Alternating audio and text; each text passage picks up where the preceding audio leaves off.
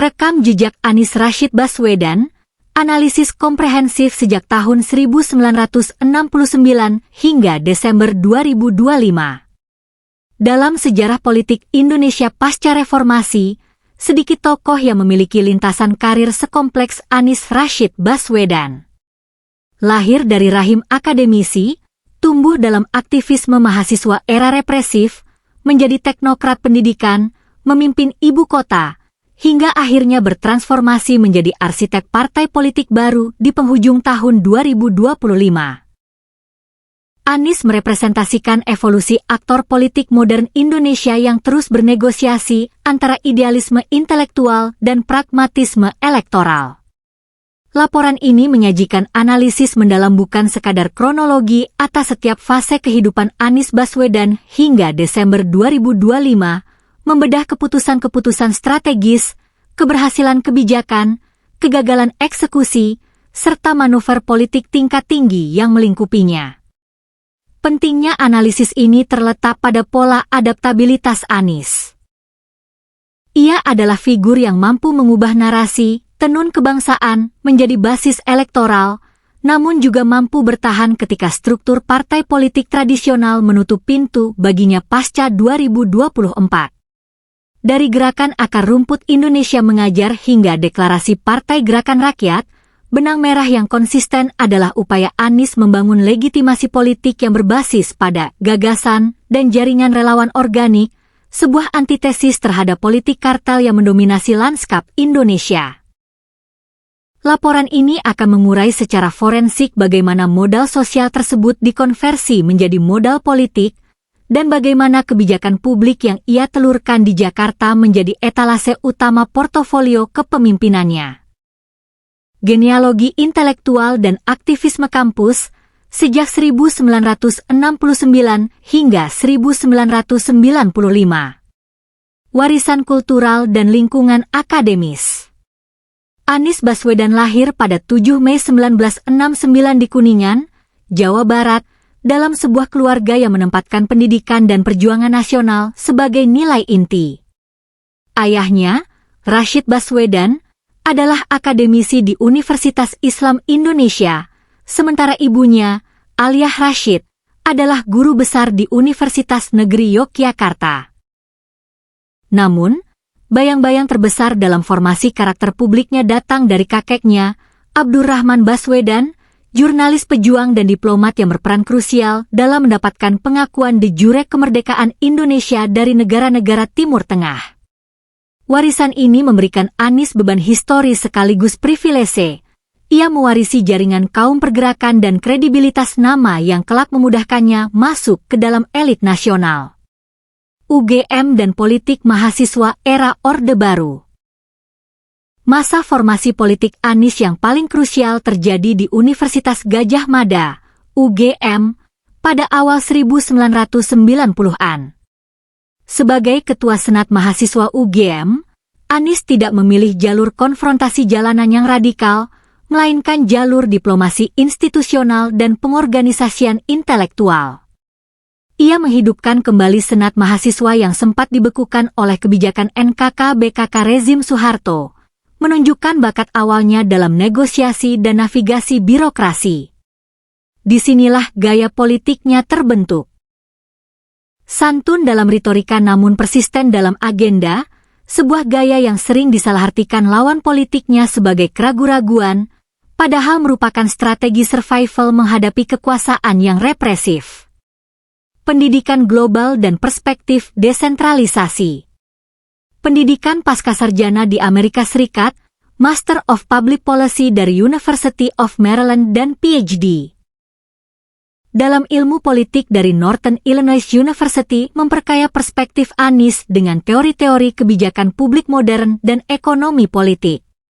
Disertasinya mengenai desentralisasi dan otonomi daerah di Indonesia sangat relevan dengan tantangan pemerintahan.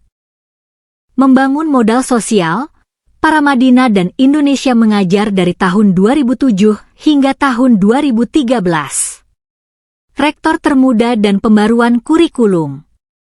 Kembali ke Indonesia, Anies mengambil peran strategis sebagai Rektor Universitas Paramadina pada 2007, menggantikan cendekiawan Nurcholish Madjid.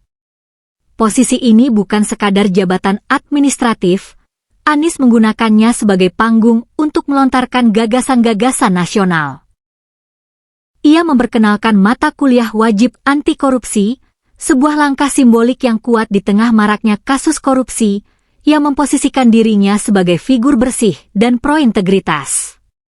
Indonesia mengajar sebagai inkubator politik. Terobosan paling signifikan dalam periode ini adalah pendirian Gerakan Indonesia Mengajar pada 2010. Secara permukaan, ini adalah gerakan filantropi pendidikan yang mengirim lulusan terbaik ke daerah terpencil. Namun, jika dibedah secara sosiopolitik, Indonesia Mengajar adalah mesin pembangun jaringan yang sangat efektif. Gerakan ini merekrut ribuan anak muda idealis, cerdas, dan berenergi tinggi, yang kemudian tersebar ke seluruh pelosok Nusantara dan membawa brand Anies Baswedan. Analisis mendalam menunjukkan bahwa basis relawan turun tangan yang menyokong Anies di Konvensi Demokrat 2013 dan kemudian di Pilpres 2024, memiliki akar genealogis pada jaringan alumni dan simpatisan Indonesia Mengajar ini. Anies berhasil mengonversi modal sosial pendidikan menjadi modal politik tanpa terlihat sebagai politisi transaksional. Kegagalan Konvensi Partai Demokrat 2013. Langkah politik praktis pertama Anies adalah partisipasinya dalam Konvensi Calon Presiden Partai Demokrat tahun 2013. Meskipun gagal memenangkan tiket tersebut, partisipasi ini penting sebagai cek ombak elektabilitas dan penerimaan publik. Dalam debat-debat konvensi di Medan, Palembang, dan Bandung, Anies mulai memperkenalkan narasi pemerataan ekonomi dan kepemimpinannya menggerakkan, seperti konduktor orkestra, yang konsisten ia bawa hingga dekade berikutnya. Teknokrat di pusaran konflik, Menteri Pendidikan dan Kebudayaan dari tahun 2014 sampai dengan tahun 2016. Transisi ke kubu Jokowi dan gebrakan awal. Pasca konvensi, Anies bermanuver cerdas dengan menjadi juru bicara tim pemenangan Jokowi JK pada 2014. Kemampuan retorikanya yang mampu menyederhanakan isu kompleks menjadi aset bagi Jokowi. Sebagai imbalan politik, ia ditunjuk menjadi Menteri Pendidikan dan Kebudayaan, Mendikbud. Di kementerian, Anies langsung melakukan moratorium kurikulum 2013, K13. Ia berargumen bahwa implementasi K13 yang terburu-buru membebani guru dan siswa. Kebijakan ini populer di kalangan guru akar rumput namun menimbulkan resistensi di kalangan birokrat kementerian yang telah merancang kurikulum tersebut. Selain itu, penghapusan ujian nasional, UN, sebagai penentu kelulusan adalah langkah progresif yang mengubah paradigma evaluasi pendidikan di Indonesia, meskipun implementasi penuhnya baru terjadi bertahun-tahun kemudian. Analisis kasus, kelebihan bayar, TPG 23,3 triliun rupiah. Kontroversi terbesar yang mewarnai akhir masa jabatannya adalah polemik anggaran tunjangan profesi guru, TPG, sebesar 23,3 triliun rupiah pada tahun 2016. Isu ini menjadi titik gesek antara Anies dan Menteri Keuangan Sri Mulyani, serta sering dijadikan amunisi politik lawan untuk menyerang kompetensi manajerial Anies. Berikut adalah dekonstruksi fakta berdasarkan data kementerian. 1. Akar masalah, data guru di daerah yang tidak sinkron dengan pusat. Banyak guru yang sudah pensiun atau belum bersertifikasi tetap dimasukkan dalam hitungan alokasi anggaran daerah. 2. Versi Kemenkeu, Sri Mulyani menemukan adanya overbudgeting, penganggaran berlebih, transfer ke daerah karena data yang tidak akurat tersebut, sehingga memutuskan untuk memangkas transfer sebesar 23,3 triliun rupiah agar efisien. 3. Versi Anies. Anies mengklaim bahwa pihaknya lah yang menyisir data tersebut dan menemukan kelebihan dana yang mengendap di rekening daerah, lalu melaporkannya ke Kemenkeu untuk mencegah pemborosan negara. Ia membingkai ini sebagai penyelamatan uang negara. 4. Implikasi, reshuffle Anies pada Juli 2016 sering dikaitkan dengan friksi ini, selain kebutuhan Jokowi untuk mengakomodasi kepentingan politik Muhammadiyah, yang menyodorkan Muhadjir Effendi. Narasi, dipecat karena tidak kompeten, versus, dicukupkan karena terlalu kritis populer, terus bertarung di ruang publik. Gubernur DKI Jakarta, transformasi kota dan pertarungan narasi tahun 2017 sampai dengan tahun 2022. Pilkada 2017, luka dan kemenangan. Kemenangan Anies Sandiaga pada Pilkada 2017 melawan Basuki Cahayapurnama, Ahok, tidak dapat dilepaskan dari konteks politik identitas yang tajam. Meskipun Anies fokus pada program Maju Kotanya, Bahagia Warganya, aliansi taktis dengan kelompok Islam konservatif menciptakan polarisasi yang mendalam. Tantangan utama Anies pasca pelantikan adalah membuktikan kompetensi teknokratis untuk melampaui stigma politik ayat mayat yang dituduhkan lawan. Revolusi transportasi publik, Jaklingko. Pencapaian kebijakan yang paling tak terbantahkan, indisputable, dari era Anies adalah integrasi transportasi publik di bawah sistem Jaklingko. Mekanisme, Anies mengubah sistem setoran angkot menjadi sistem rupiah per kilometer, by the service. Ini menghilangkan perilaku ngetem dan ugal-ugalan sopir karena pendapatan mereka terjamin oleh Pemprov DKI, asalkan memenuhi standar pelayanan minimal, SPM. Integrasi tarif. Melalui Pergub, Anies menetapkan tarif plafon Rp10.000 untuk perjalanan multimoda, MRT, LRT, Transjakarta, Mikrotrans, dalam durasi 3 jam. Ini secara drastis menurunkan biaya transportasi bagi warga pinggiran Jakarta. Dampak dan pengakuan. Kebijakan ini meningkatkan ridership harian Transjakarta mencapai rekor 1 juta penumpang sebelum pandemi. Pengakuan global datang melalui penghargaan Sustainable Transport Award, STA, 2021, di mana Jakarta menjadi kota pertama di Asia Tenggara yang memenangkannya, mengalahkan kota-kota besar dunia lainnya. Ini adalah validasi teknokratis tertinggi bagi Anies. Politik perumahan, antara janji dan realitas DP 0 rupiah. Program hunian DP 0 rupiah, Samawa, adalah studi kasus tentang benturan antara janji populis dan rigiditas regulasi perbankan. Target awal, kampanye menjanjikan solusi masif bagi warga miskin untuk memiliki rumah tanpa uang muka. Kendala, aturan prudential banking mensyaratkan debitur memiliki penghasilan tetap, bankable. Warga miskin non-formal sulit lolos seleksi bank pelaksana, Bank DKI. Akibatnya, batas penghasilan penanganan banjir, perdebatan naturalisasi versus normalisasi. Pendekatan Anies terhadap banjir berakar pada filosofi lingkungan, menahan air di hulu dan meresapkannya ke tanah, memasukkan air ke bumi, bukan sekadar mengalirkannya ke laut, betonisasi, normalisasi. Sumur resapan, drainase vertikal Anies menargetkan pembangunan 1,8 juta sumur resapan. Realisasinya mencapai puluhan ribu titik. Secara teknis, ahli hidrologi menilai sumur ini efektif mengurangi runoff lokal dan menambah cadangan air tanah. Namun kurang efektif mengatasi banjir kiriman volume besar jika tanah sudah jenuh air, saturated. Kritik politik. Pembangunan sumur resapan yang masif di jalan-jalan protokol seringkali dieksekusi dengan buruk, tutup jalan rusak amblas, menjadikannya sasaran empuk serangan media sosial dan DPRD. DPRD DKI akhirnya mencoret anggaran sumur resapan pada APBD 2022, menghambat kelanjutan program ini di tahun terakhir Anies. Dinamika Pilpres 2024 dan Koalisi Perubahan. Formasi koalisi dan pengkhianatan politik. Menuju 2024, Anies menjadi magnet bagi partai-partai non-pemerintah. Partai Nasdem, di bawah Surya Paloh, menjadi yang pertama mendeklarasikannya, diikuti PKS dan Demokrat. Namun, dinamika internal koalisi sangat fluktuatif.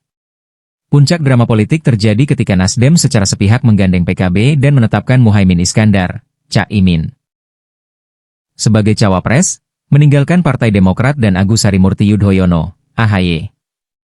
Anies menerima keputusan ini sebagai realitas pragmatisme politik untuk mengamankan basis suara Jawa Timur dan Nahdlin, meskipun harus membayar harga mahal berupa citra, pengkhianat, di mata pendukung Demokrat. Kampanye, desak Anies, dan hasil elektoral. Kampanye Anies Muhaimin, Amin, memperkenalkan model dialogis, desak Anies, yang berani dan terbuka, berbeda dengan kampanye satu arah, monolog, kandidat lain. Ini berhasil mengonsolidasi suara kelas menengah terdidik dan pemilih muda kritis. Namun, hasil Pilpres 2024 menunjukkan batas elektoral Anies. Pasangan Amin memperoleh 40.971.906 suara, 24,95%, menempati posisi kedua di banyak wilayah namun kalah telak dari Prabowo Gibran yang menang satu putaran. Anies mendominasi di Sumatera Barat, Aceh, dan Jakarta, namun gagal menembus benteng elektoral Jawa Tengah dan Jawa Timur secara signifikan. Upaya hukum melalui Mahkamah Konstitusi terkait dugaan kecurangan TSM dan politisasi Bansos kandas, memaksa Anies untuk mengakui kekalahan dan mengambil posisi di luar pemerintahan. Masa transisi, dari gagal pilkada menuju gerakan rakyat. Anomali pilkada 2024, terbuang dari gelanggang. Pasca Pilpres, ekspektasi publik tinggi bahwa Anies akan kembali bertarung di Pilkada Jakarta 2024 untuk mempertahankan panggung politik. Elektabilitasnya di Jakarta masih yang tertinggi.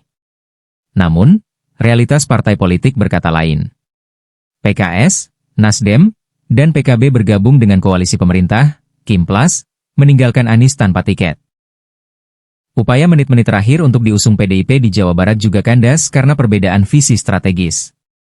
Pada 30 Agustus 2024, Anies secara resmi menyatakan tidak maju di pilkada manapun. Dalam pernyataan yang emosional namun terkontrol, ia menyebut ini sebagai ujian spiritual dan menolak tawaran partai yang mensyaratkan kompromi ideologis terlalu jauh. Momen ini adalah titik nadir karir politik formalnya, namun sekaligus membebaskannya dari sandera kepentingan elit partai. Strategi, visiting fellow, dan diplomasi intelektual. Sepanjang akhir 2024 hingga 2025, Anies mengisi kevakuman jabatan dengan kembali ke habitat aslinya, dunia akademik dan forum global.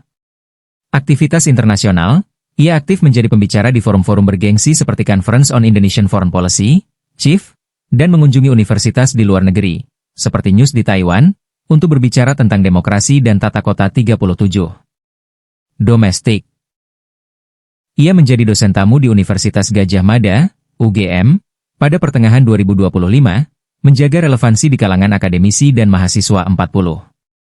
Langkah ini bertujuan merawat staturnya sebagai statesman dan intelektual leader, membedakannya dari politisi pengangguran yang hanya bermanuver di lobi hotel. Konsolidasi basis, lahirnya Ormas, Gerakan Rakyat. Menyadari kelemahan fatal akibat tidak memiliki kendaraan politik sendiri, Anies merestui pembentukan organisasi kemasyarakatan, Ormas, bernama Gerakan Rakyat yang dideklarasikan pada 27 Februari 2025.